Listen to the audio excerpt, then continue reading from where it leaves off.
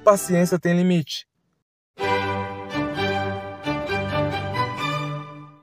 E por falar em limite, aqui estamos. Cálculo diferencial integral é onde se separa os homens dos meninos. Bem, limite, além de ser aquilo que você deve colocar nas crianças, é também definido como o comportamento de uma função de f de x para valores de x bem próximos de a, mas com x diferente de a. Isso é um exemplo de uma função qualquer. Nela, queremos que valores cheguem no limite mais próximo possível de a, mas não no valor de a. Ou seja, o que importa, meu caro, é a tendência. Imagine uma circunferência de raio 2. A área dela é πr². Então, isso fica em torno de 12,56. Porém, suponha que não saiba a área da circunferência e queira usar figuras mais simples para calcular essa área. Eu posso desenhar um polígono de 5 lados. Na verdade, eles são 5 triângulos, mas essa área ainda está longe de 12,56. Está sobrando muito espaço aqui. Então, eu coloco um hexágono, depois um polígono de 8 lados, depois de 10, depois de 12, 16... Quanto maior é a quantidade de lados do polígono, menor é a distância de cada lado, sobrando menos espaço, e por consequência, mais nos aproximamos do valor de 12,56, que é a área total do círculo. Isto é, quando a quantidade de lados tende para o infinito, a função tende para 12,56. Então, o limite de uma função é o valor de f de x quando o x tende para um determinado valor.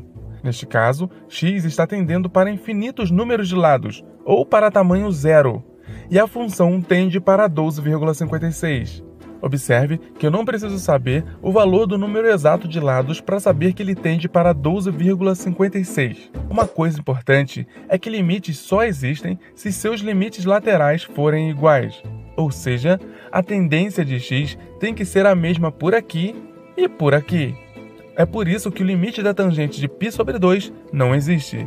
Quando você se aproxima pela esquerda, ela tende para mais infinito. Quando se aproxima pela direita, ela vai para menos infinito. E é por isso que ela é indefinida, sem rumo, a deriva. E por falar em deriva... Bem, derivada vai muito além de ficar fazendo conta insanamente. As notações de Newton, Leibniz, Legendre e Lagrange são as mais comuns. Mas tudo quer dizer a mesma coisa, a taxa de variação de uma função, cuja definição formal vem do limite. Porém, isso é técnico demais para esse vídeo. Imagine que eu tenha um gráfico de velocidade de um automóvel em função do tempo. Então, a velocidade aumenta devagar. Depois, tem um aumento brusco até atingir um valor máximo. Depois, começa a diminuir até atingir um mínimo. E depois, passa a aumentar novamente. Ou seja, a velocidade da partícula está mudando ao longo do tempo. Se eu quero analisar a taxa de variação nesse ponto 1, eu vou imaginar que tem um ΔV em função de um pequeno ΔT aqui. Se eu aplicar o limite tendendo a zero, eu vou ter uma taxa de variação que serve para um ponto da curva.